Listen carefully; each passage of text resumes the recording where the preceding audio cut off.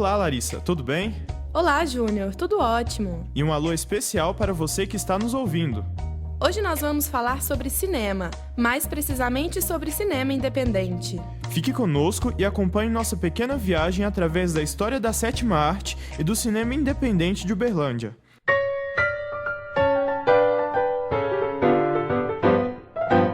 No final do século XIX, mais precisamente no dia 28 de dezembro de 1886, a primeira exibição de cinema acontecia em Paris. O público pagou para assistir a 15 filmes de aproximadamente 50 segundos cada. Os filmes eram registros de cenas cotidianas. O mais impressionante foi o trem chegando à estação. Numa época em que fotografia era novidade, assistir a captura de imagens em movimento era surreal. A invenção dos irmãos Lumière entrava para a história. A partir da primeira exibição de filmes, o cinema se expandiu por toda a França, Europa e Estados Unidos. Grandes produtoras de cinema fizeram da sétima arte um negócio. Daí surgiu Hollywood. As megaproduções do mundo cinematográfico geram lucros para as empresas que produzem, pagam cachês milionários para atores renomados e criaram um mundo de glamour. Mas o cinema nasceu independente, com produções pequenas, realizadas com poucos recursos e de forma amadora. Cineastas como Georges Méliès desenvolviam trabalhos inovadores, criando novas técnicas de se realizar cinema.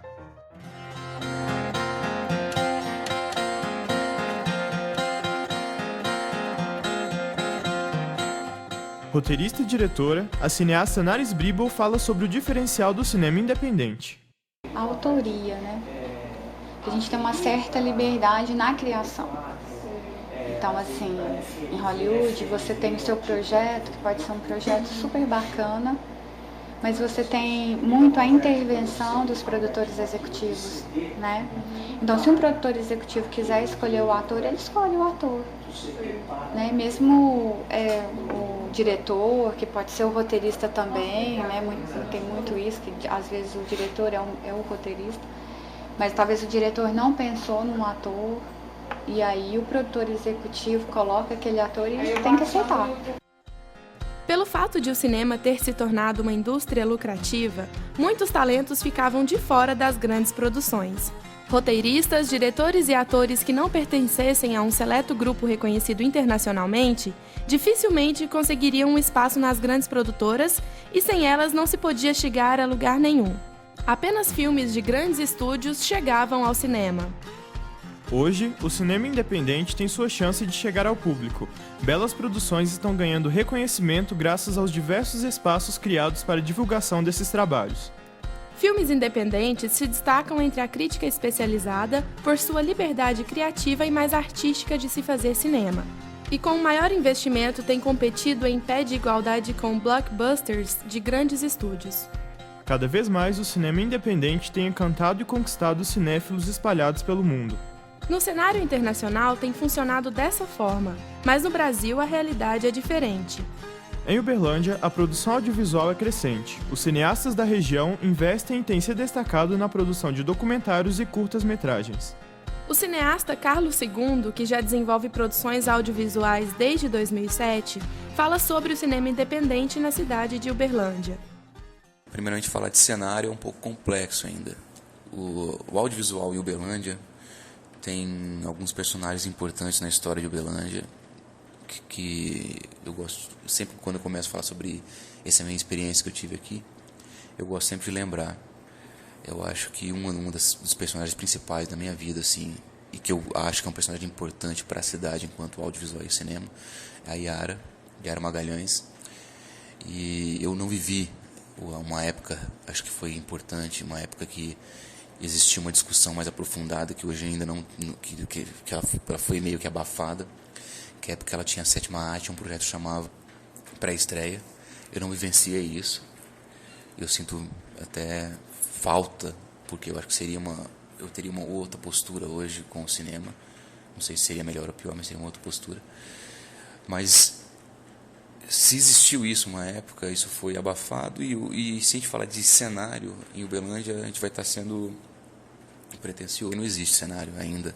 Existem pessoas que, ao seu modo, a sua forma, tentam fazer algo.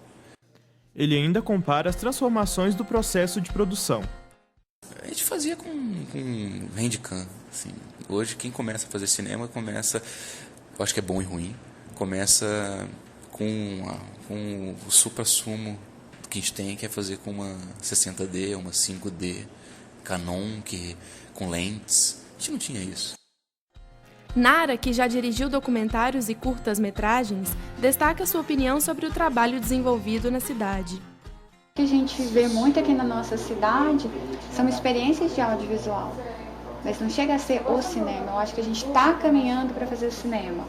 Eu acho que a gente ainda está fazendo exercícios, sabe, nesse cenário de audiovisual.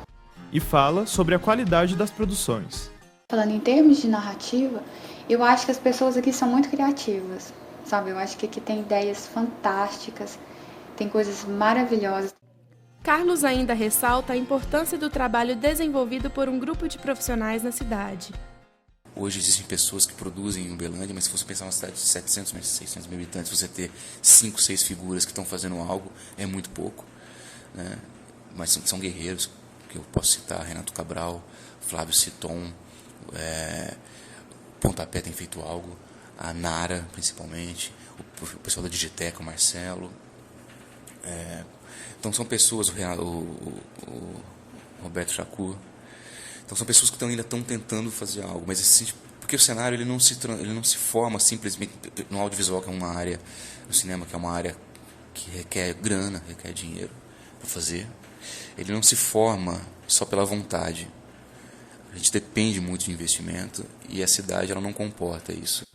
Renato Cabral, cineasta uberlandense, através de parcerias, lançou recentemente o longa Por um Punhado de Blues em o cinema da cidade. A história é mais ou menos o seguinte: em abril do ano passado, a banda Blackjack 21 me procurou. Eles tinham um trabalho autoral de um CD e queriam fazer alguns clipes. Eles aprovaram alguns recursos na lei de incentivo de Uberlândia e queriam materializar esses clipes para vender a sua obra. Só que a gente tinha um problema de recurso mesmo, porque mesmo numa cidade do interior como aqui, o que eles tinham de verba não pagava nem um videoclipe, por exemplo, né, numa produtora mediana. Mas eu conhecia o trabalho da banda há algum tempo, e desde que o Maurício Winkler, que é o protagonista do filme e o principal da banda, voltou de New Orleans, eu acompanho o trabalho deles desde que eu era criança, e sou um apaixonado por blues, por guitarra, e resolvi trabalhar com eles nisso, mesmo sem verba. Cabral fala sobre como foi o processo de produção do filme, que se trata de uma ópera blues. Para que o filme fosse possível, era preciso ter um bom produtor comigo e contar com a ajuda de muita gente. Então foram todos os músicos dessa cidade, atores e atrizes, muitas empresas, algumas produtoras mesmo, ajudando com algumas coisas para que a gente pudesse viabilizar esse filme. Ele é uma ópera blues, tem 75 minutos e faz uma mescla de uma linguagem narrativa mesmo, ficcional, com um misto também de videoclipe. Fazendo uma comparação, seria como se fosse aquele filme do Roger Waters, The Wall, só que abordando toda a temática do blues, e é um blues feito aqui na nossa região, aqui no Cerrado. E também comenta as dificuldades pelas quais o filme passou para ser concluído. As principais dificuldades é a ousadia de tentar fazer um filme com essa dimensão, com essa metragem, numa cidade como aqui em Uberlândia, mas principalmente sem recursos, porque eu brinco que um filme como esse, como ele está, para que ele fosse produzido, era necessário você ter de verba mais ou menos uns R$150 mil, para que pudesse ser justo em pagar todos os profissionais que participaram e os custos mínimos de uma produção. Mas a gente fez esse filme com R$10 mil. Eu investi muito mais do que isso para que eu pudesse fazer o filme com eles. Como ninguém vive disso, é preciso abrir mão de muitas coisas para que o filme se realizasse. Então a gente gravou durante 45 dias. Eu larguei tudo que eu fazia, todos os trabalhos, sem remuneração nenhuma, para que eu pudesse gravar durante todos os dias, produzir de manhã, gravar à noite, correr atrás de coisas durante a madrugada e etc., para que essa obra tivesse sido concluída com o profissionalismo que é. Quem assiste o filme não tem a dimensão dessas dificuldades, porque vê um trabalho muito bonito musicalmente, o som, as imagens, todas as texturas e a fotografia, a própria narrativa, mas não leva em consideração o quão pouco dinheiro a gente teve para fazer isso. E eu acho justo e é imperativo dizer isso mesmo, A prefeitura cumpre o seu papel de incentivadora, mas de modo algum ela pagou esse filme. Carlos II também questiona a falta de incentivo dos órgãos públicos à produção cultural independente em Uberlândia.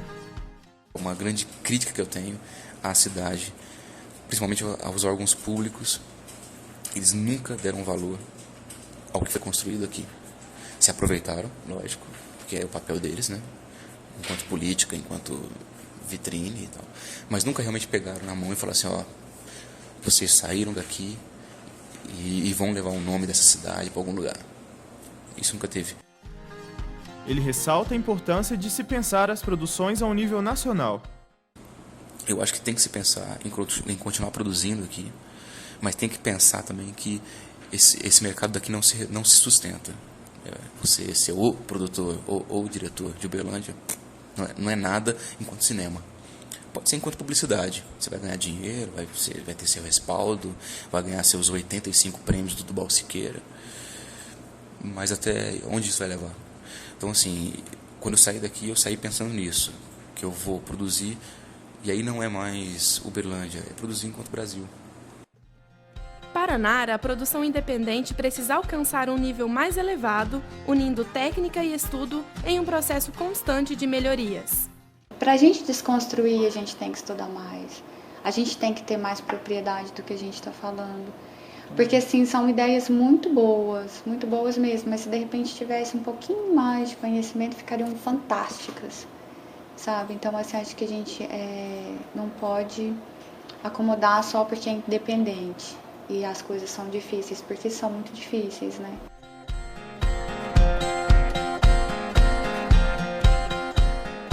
O futuro do cinema independente em Uberlândia é promissor, apesar do pouco incentivo. A cidade é palco de produções que se destacam em festivais nacionais e internacionais.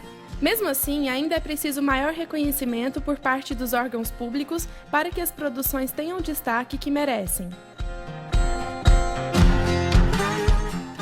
Esta é uma produção dos alunos do curso de Comunicação Social com habilitação em jornalismo da Universidade Federal de Uberlândia. Apresentação: Júnior Barbosa e Larissa Rosa. Produção: José Pedro Bezerra, Júnior Barbosa, Larissa Rosa, Lucas Tondini e Luísa Salviano. Reportagem: Júnior Barbosa e Larissa Rosa. Roteiro: José Pedro Bezerra, Júnior Barbosa, Larissa Rosa, Lucas Tondini e Luísa Salviano. Áudio: Marcelo Melazzo. Orientação: Sandra Garcia.